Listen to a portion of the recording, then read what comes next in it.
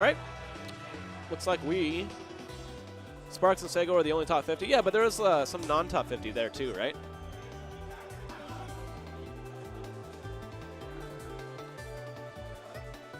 Going into losers finals, game 1.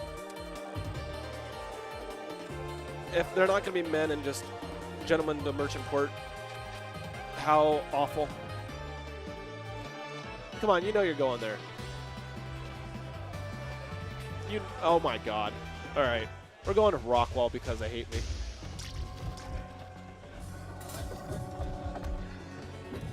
And yeah, as Chompers said, he hasn't played Breadstick in a good minute. So this should be an interesting match, especially because last time they played, I'm pretty sure that Breadstick brought it to game 5, if I'm correct. Chompers fought me in winners finals, Solar.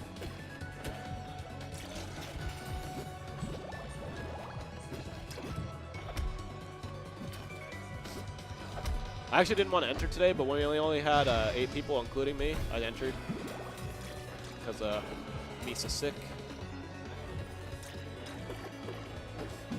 Hasn't gone too bad though. I went Ori for most of the bracket up until Chompers took game 1 off me, and then I switched to Claren.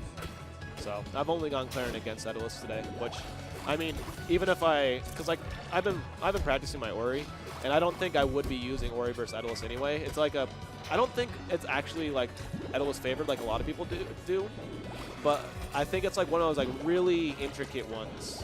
I don't know, man. Bullets could tell me more because I'm pretty sure he has a lot of sets against Jezier, so they would be able to. I would trust them more than anyone else in that matchup.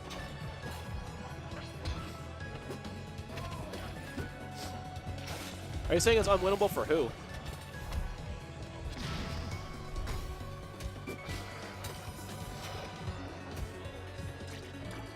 Thank you, Obi.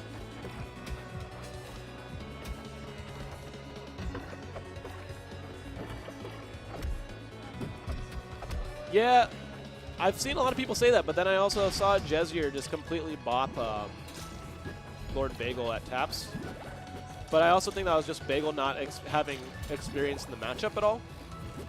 So I don't know, man.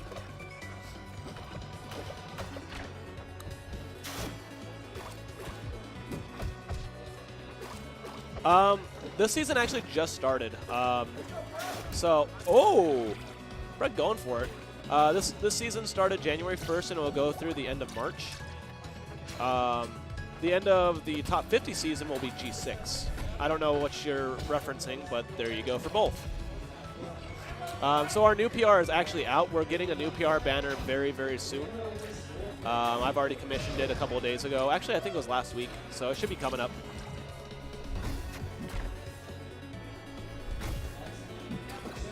Parries that, nice, but a reverse parry, oh, almost.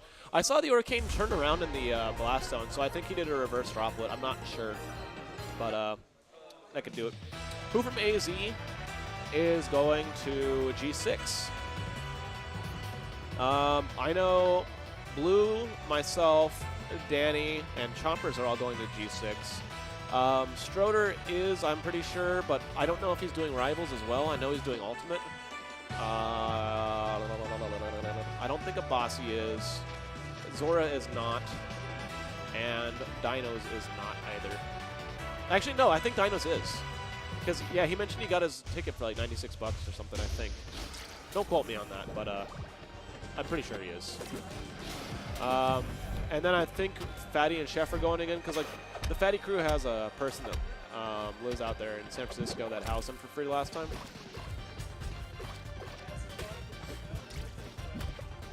We're talking about going to G6, Obi. Ooh, the double nair. Spicy.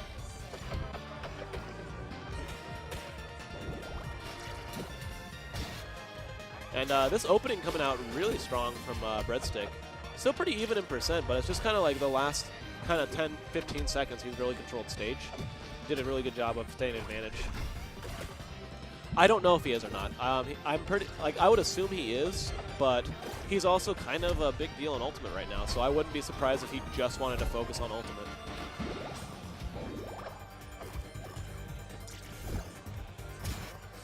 Down strong? Wow, gonna take it. Dan said he could have lived, but I don't believe Dan.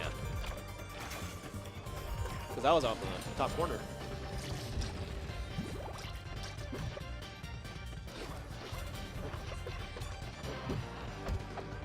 Oh yeah, Blue showed up to 3 tournaments that I did, and Heat Wave, and that was it.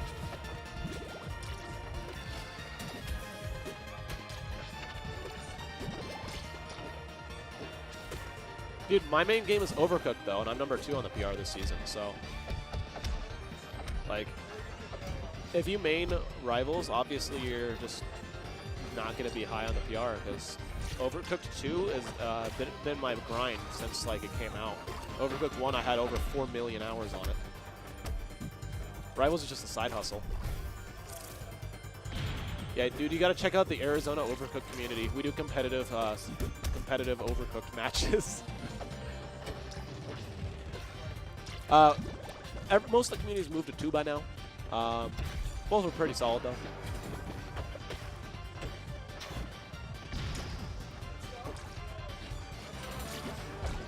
Whoop. Goes for that puddle. 1 stock apiece. Breadstick though at 81% could die to some shenanigans here. Nice parry on the freeze, but that Dacus will take it off the top.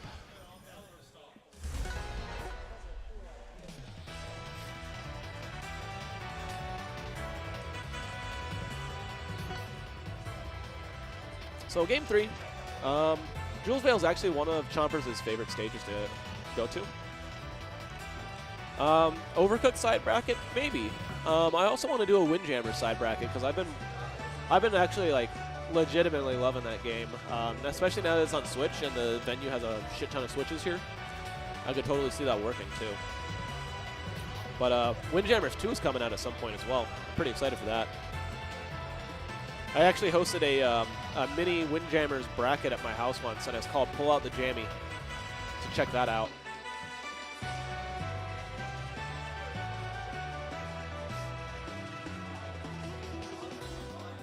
Dude, Overcooked Teams side bracket. That'd actually be like the most like legit shit ever. Dude, you'll be catching my meat all day.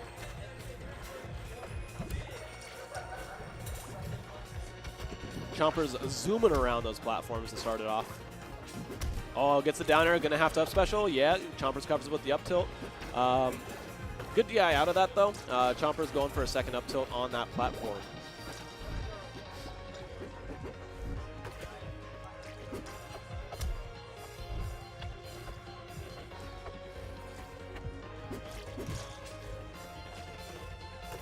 Oh, back air, back air.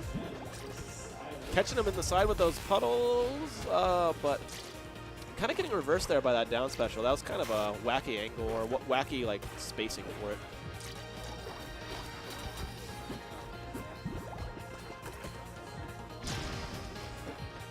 Where does Windjammers fit in that hierarchy? Windjammers is pretty high up there, honestly. Like, if you want to get good at Rivals, I'd say you should be a Windjammers pro first. Overcooked is like, it's pretty niche. So if you don't want to, like, you know, try to get good at a niche game and be good at Rivals, I don't recommend that. But yeah, Windjammers will definitely make you really good at Rivals of Ether. That was a sick little combo there. Almost got an early kill, but it does get it on the way down, catching Chompers' landing. That was pretty nice. Oh my god, these combos coming out. Chompers kind of throwing out some panic parries on landing too. Doesn't really know how to land properly and get out of these combos. Gets a reversal though. Breadstick with a comfortable full stock and a half lead.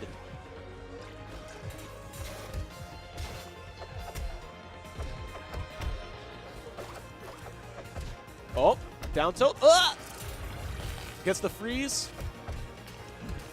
Up strong. Good DI to stay out of the main hit. And Breadstick kind of reverses there. Nice parry. Oh, calls out the roll. That was so good.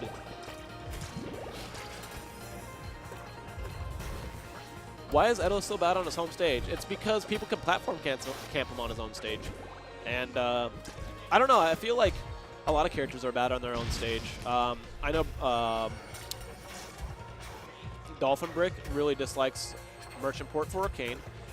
Most Oris dislike Spirit Tree against any character except for Crag. Let's see. Blazing Hideout's okay. Not Blazing Hideout. Fire Capital's okay for Clarin. Not the best, not the worst. I don't think she has really a bad stage, except for maybe Blazing Hideout. But yeah, like there's a lot of characters that are bad on their own stage. It's kind of funny. I do like Fire Capital, actually. I love Fire Capital. It gives me a chance to... Oh, my God. He just threw it out raw. Calls out the jump, and with the armor, it peels off the top. That was wild. But yeah, I do like Fire Capital for Clarin. Lets you play really patient, and it's got a platform layout that doesn't really let the other person camp too much if you know what you're doing. So you can camp, and you can also counter people who are trying to camp. For Clarin, I like Spirit Tree more. However, Trapple is a close second.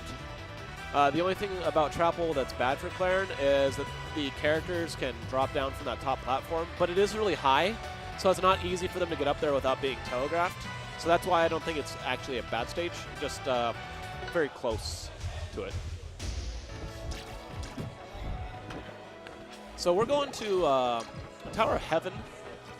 A lot of Etalus is actually counterpick here.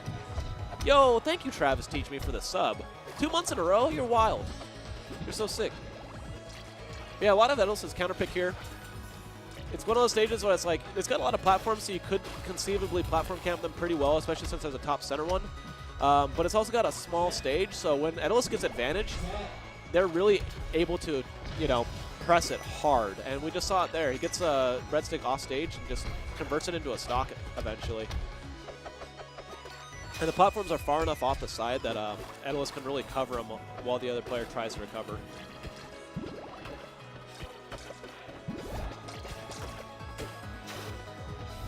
Good job not DIing in on that nair from Chompers, because that nair into up air could have been fatal.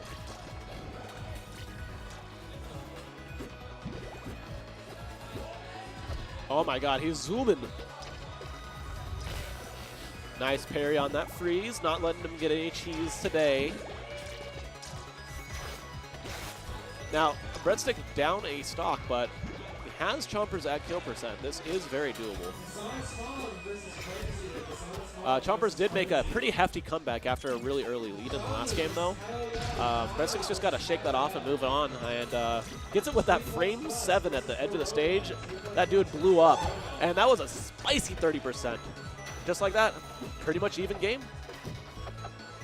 Now Chompers zooming again, gets that fair off stage.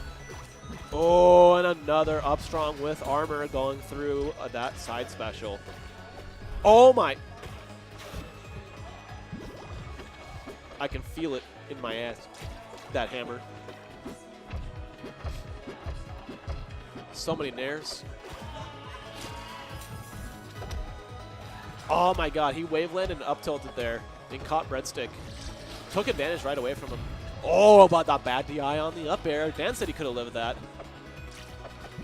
And so percent definitely not in Breadstick's favor. However, like I said on the stage earlier, kind of small, so you can really press your advantage pretty hard.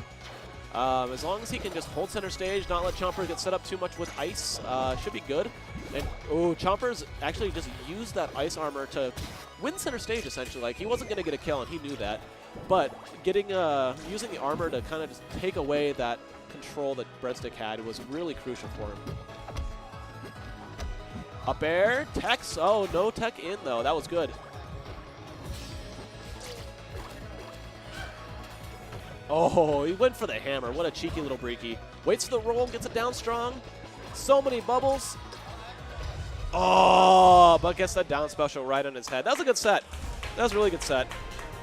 Especially those last 2 games were really close. We're going to go into Grands, though.